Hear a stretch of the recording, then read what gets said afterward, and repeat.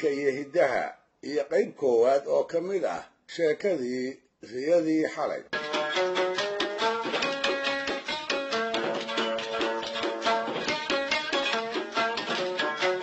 isaga oo iscanaananaya oo ka xun inuu daahsan yahay ayuu barxaddii la tubnaa soo joogsaday. wuxuu ku soo biiray xaflad ilyartu isqabatay. meel geesa intuu joogsaday ayuu hareerihiisa dhowray ka hor intii aanu dadka dhex gelin. waa la wada buuqayaa. wuxuu kala garan waayey kuwa martida ah iyo kuwa loo yahay. wejiye uu garanayo iyo kuwo kaleba way u muuqdaan.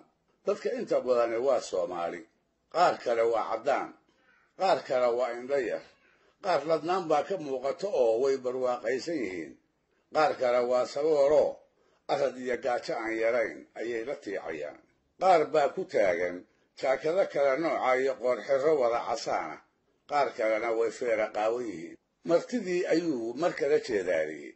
waxaa u muuqday rag ka mid a kuwii ay muddada dheer qaranka u soo wada shaqaynayeen. waa cilmi baarayaashii, qorayaashii iyo shaqaalihii maamulka ee akademiyada cilmiga fanka iyo suugaanta. aad buu araggooda ugu farxay. guyaal doora ayay kala maqnaayeen.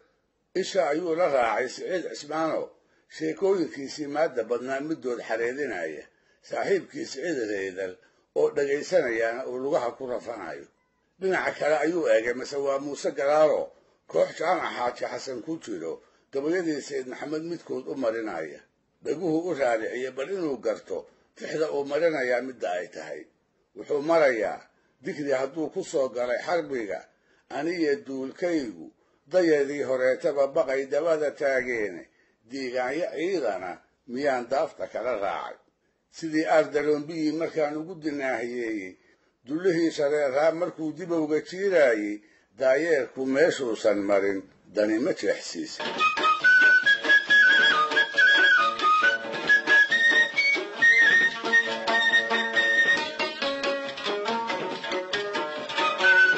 alla ilaahay ahaa wuu gartay tixdu midda ay tahay, inkastoo isaga iyo iyadu ay kala abaajiyeenoo waa hore ay isugu dambaysay.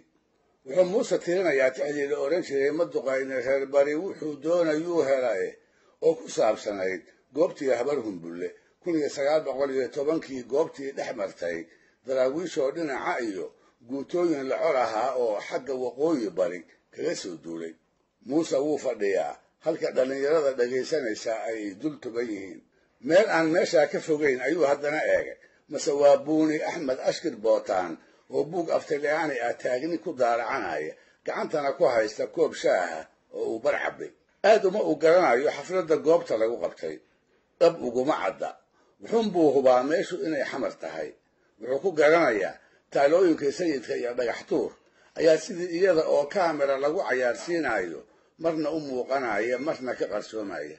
haddiibase wuxuu dareemay inay tahay xaflad si qarba ah lagu soo qabanqaabiyey. oo talow munaasabaduna maxay tahay? waa hotel weyn oo inta dhowaan la dhammeeyey la furaayo. qaar ka mida qalabkii dhismaha oo aan weli la qaadin ayaa dhulka daadsan. dhallinyaro shaqaale ah ayaa waraabinaysa dhirta dhowaanta la tallaalay welina curdanka ah.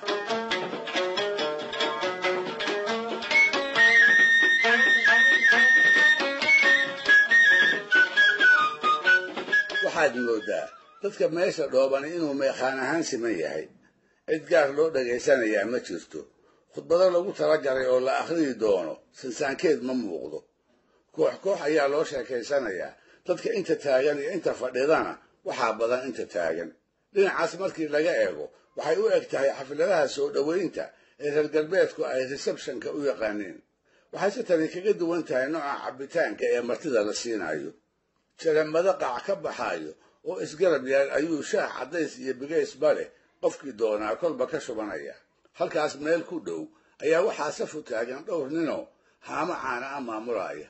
galaasyo la iska sugaayo iyo haruubba duug ah ayay caanogeel martida ugu qaybinayaan. martida isdaba taaganoo aad moodo in caanaha iyo shaahaba ay hamuun u qabaan, weliba caanaha.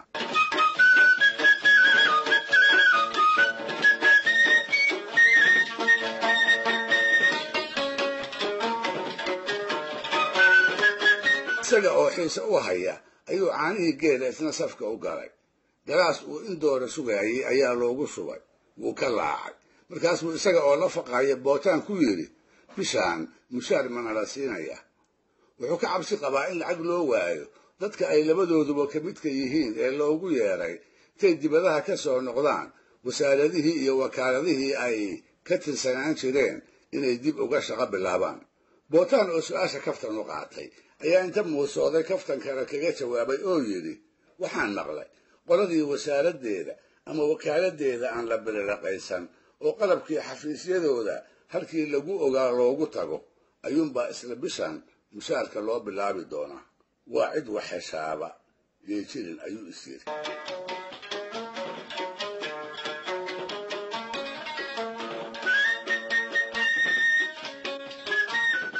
mar qura ayay mugdi noqotay isla markiiba xafladdii oo aan cidina si rasmi ah u xirin ayaa xidhantay martidiina sidii dad dhiilla cusub la dareensiiyey ayay goobtii ka yaacday ruux waliba halkuu seexan lahaa ayuu wejiga saaray isna isaga oo aan dhab u garanayn meel uu u dhaqaaqo ayuu si gurdan raaca dadkii cararayay isaga dabagalay albaabka ayuu kula kulmay cabdiweli oo ay xafladda wada joogeen asi aanay isku arag waxay isdareensiiyeen in habeen socodku uu weli halis yahay inay israacaan ayay ku heshiiyeen heshiiskaas oo aan 2 daqiiqo ka soo wareegin ayay tacsiiradii hortooda ka qaraxday dhalinyaro koox u qaybsan oo si isdaba jooga rasaas u ridaysa ayaa dadkii xafladda ka soo baxay ku soo dhacday ninkii ay qabteenba jeebkiisa ayay gacanta u riteen oo wixii ku jiray kala baxeen kii diidana qoriga baadkiisa ayay ku garaaceen isaga oo arkaya ayay dhowr qof halkaa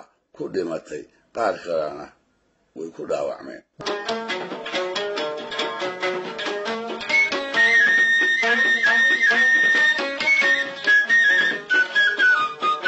guri burbursan darbigii isaga oo ku gabanaya waxa dhacayana isha ku haya ayuu ninkii ay wada socdeen ku yidhi war cabdi weli waxaani waa maxay sababtii la inoo sheegay burcadii in la sifeeyeyo magaaladu ay booliska gacanta ugu jirto jawaab ku soo noqotay ayuu waayay kolkaas buu eegay midigtiisa iyo halkuu saaxiibkii ku ogaa masalamaba joogo sow qof waliba markuu hortiisa u cararay ayuu isna ku dayday dabadeedna cagaha wax ka day waxaa ka dhacday nin walbow naftaa nebiyow ummadda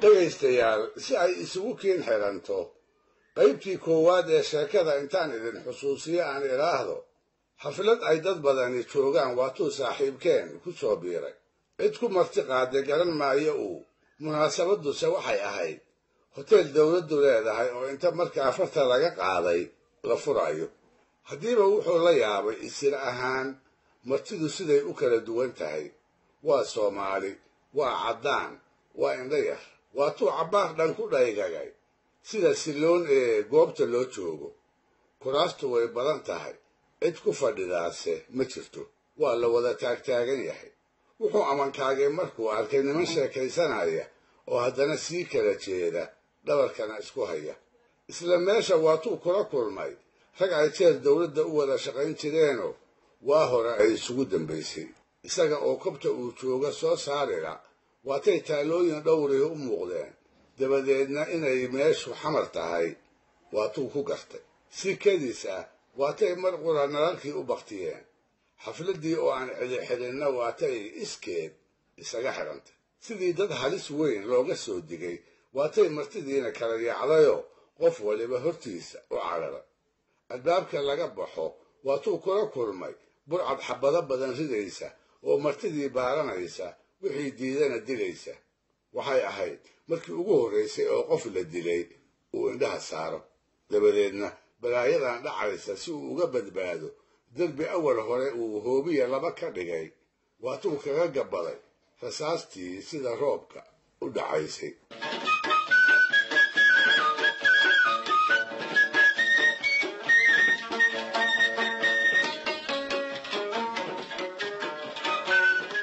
xabaddii korkii ay joogsatay wixii ridayeyna uu goobtii ka waayey ayuu inta labalaxaadsaday wadda dhinaciisa midig ka baxday cagta saaray cabbaar korkuu soconayay ayuu arkay baabuur waaweyn oo ah kuwa xamuulka qaada ina tiree u dambeeya ayuu midhacsaday mase waxaa sida ciyaalkii gadaal kaga dhegan sheekh xasan oo marba ka dhacaya wuu u yeeray. markay isu yimaadeenna farxad bay kala bateen sidii rag wax istari kara.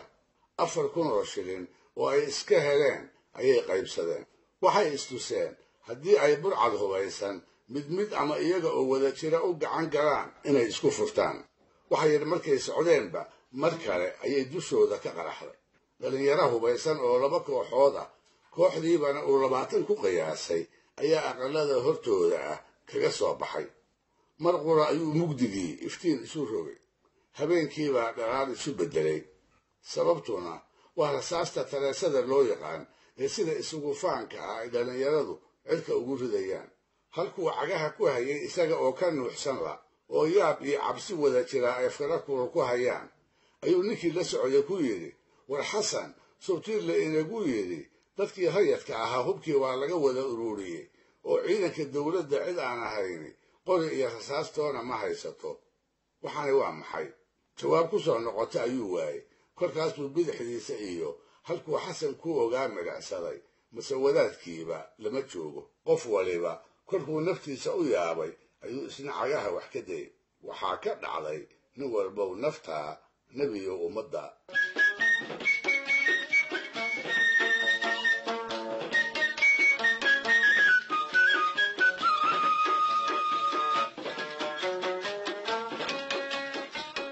xabaddii baa weli xagga iyo xagga u dhaafaysa.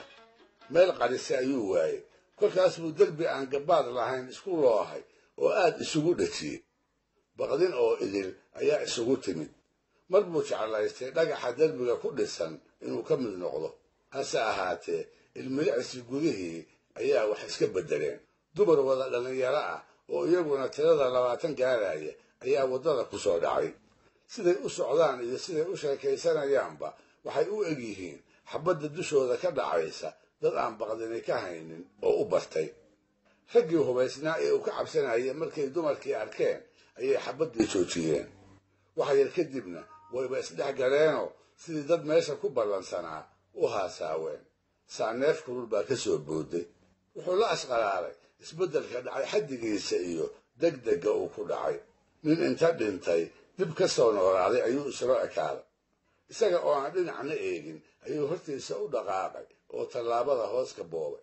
inkastoo uu goobtii baas ka soo fogaaday, haddana wuxuu weli maqlayaa xabado teelteel ah oo cidda ridaysa aanu u jeedin.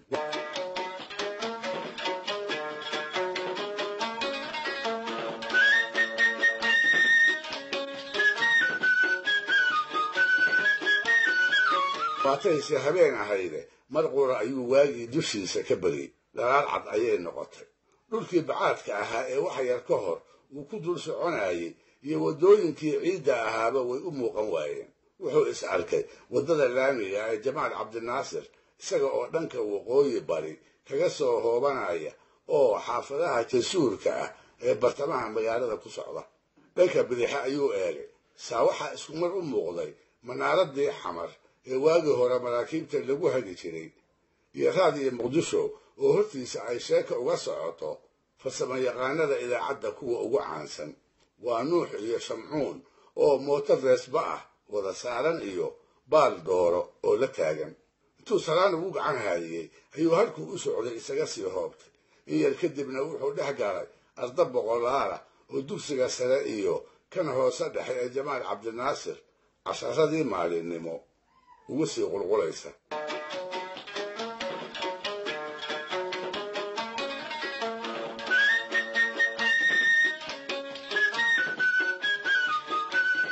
waddadii weynayd markuu ku dhacay ayuu xagga bidixda u leexday. markaas buu la yaabay tirada badan ee gawaarida kala nooca ee jidka labadiisa dhinac yaacaysa. gawaari yaryaroo gaar ah, xaajiyado basas ah, kuwo waaweyn oo badeecooyinka gobollada ula kala goosha, gaari dameero raran iyo kuwo caddaysina. yoobsan iyo ceelgaab iyo weliba via egito ayay gawaarida waaweyn intooda badani u leexanayaan. kuwa yaryarise bartamaha taariikhiga ah ayay ku socdaan. waxay u shaqo tegayaan amaba ay dana ka leeyihiin wasaaradaha, wakaaladaha, shirkadaha gaarka ah iyo bankiyada oo dhammaantood magaaladii hore ku urursan. dhegaystayaal weli wuxuu saaran yahay waddadii maka mukarama oo uu kaga soo dhacay dhanka forta jeki iyo raadiga muqdisho xagga bartamaha taariikhiga ee magaalada ayuu ku jeedaa wax yar markuu socday ayuu dhanka bidix magacsaday mase wuxuu ag marayaa xafiisyada akademiyada cilmiga iyo fanka cod dheer iyo gacan haadinba wuxuu ku salaamay xasan carabey oo muraayadihiisii aragga ee waaweynaa isaga oo kaashanaya albaabka birta ah ee xaruntaas shaqaalaha iyo baabuurta u furaya dhinaca midige kolkuu eegayna wuxuu indhaha ku dhuftay xusuusta xisbigii SYL taalada loo dhisay iyo ubax weli qoyan oo ku tiirsan maalmo yar ka horna lagu maamuusay raggii iyo haweenkii gobonnimada Soomaaliya u soo halgamay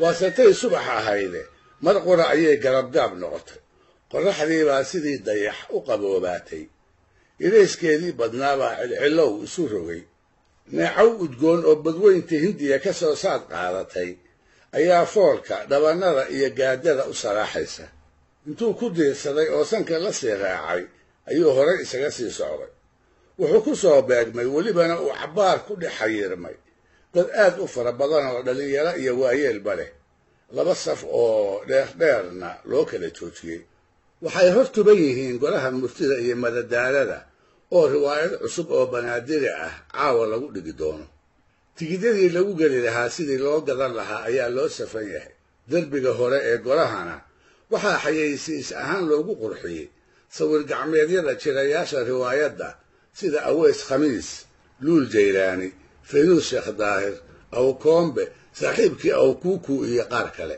waa la iswada riixayaa qof walibana wuxuu halgan dhab ah ugu jiraa inta aan laga dhammaysan in tigidkiisa uu gacanta ku dhigo haddii kale berri bay ku wiilsan doonaan isna uu farta dhexda ka qaniini doonaa sida dhaxal aabbihiis nin laga diray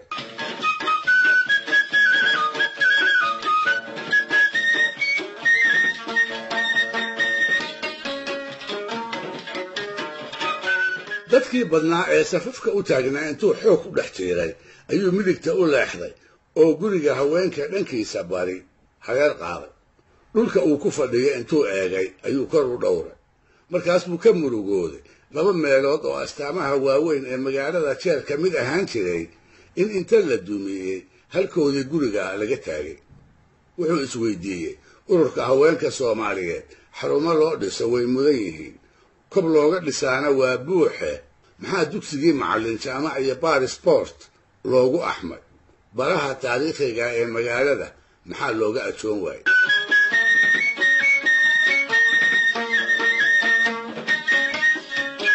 xagga afridoodka ayuu u laba laxaadsaday wuxuu weligii jeclaa welina jecel yahay inuu indha-indheeyo waxna ka gato buugaagta afafka dhowrka ah ku qoran oo iyaga oo duug ah oo lagu soo dhaqmay dhinacyada waddada lagu iibiyo mararka qaarkood wuxuu ka heli jiray dibna ay ganacsatadu uga iibin jireen kuwa uu isaguba qoray oo beri hore inta suuqa ka dhammaaday qaarkood ay si sharci darro ah iskood ugu daabacdeen iyaguna fasax ma weydiisan jirin isaguna inkastoo uu ka xumaan jiray ma dacweyn jirin dukaamadii dahabka iyada oo la wada xiray hase ahaatee ganacsatadii buugtu aanay weli goobahoodii ka duuduuban ayuu suuqii afridoodka soo gaaray haddiiba wuxuu isha ku dhuftay kitaab duug ah oo af carbeed ku qoran magaciisana la yidhaahdo nasrulmu'miniin waxaa dejiyey sheekh cabdulaahi qutubi oo jeer ka mid ahaan jiray wadaadadii waaweynaa ee qaybtii hore ee qarnigii 20aad Soomaaliya ka sheeganaa tiir ka mid ah tiirarkii ugu muuqa dheeraa ee dariiqada qaadiriyadana ka tilmaanaa ganacsadihii ayuu la galay gorgortan dheer oo waqti badani kaga lumay gorgortan 300 oo shilin ku bilowday konton keliyase ku soo dhammaaday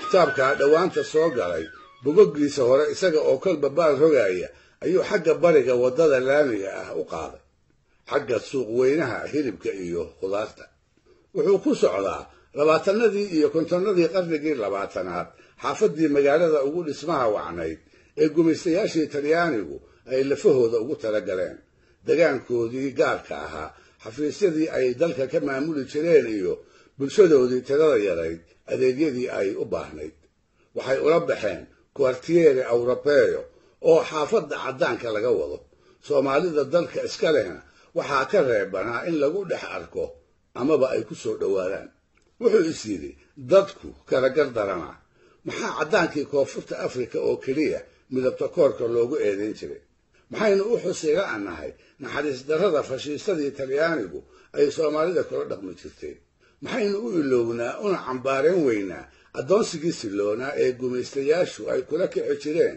guud ahaan xogsatadii soomaalida gaar ahaana raggii iyo dumarkii ay sida qasabka ah beeraha ugu faran jireen markuu inta roob do-o carradu dhiiqowdana inta bogga loo jiifiyo ay sidii buundooyinka ugu dul socon jireen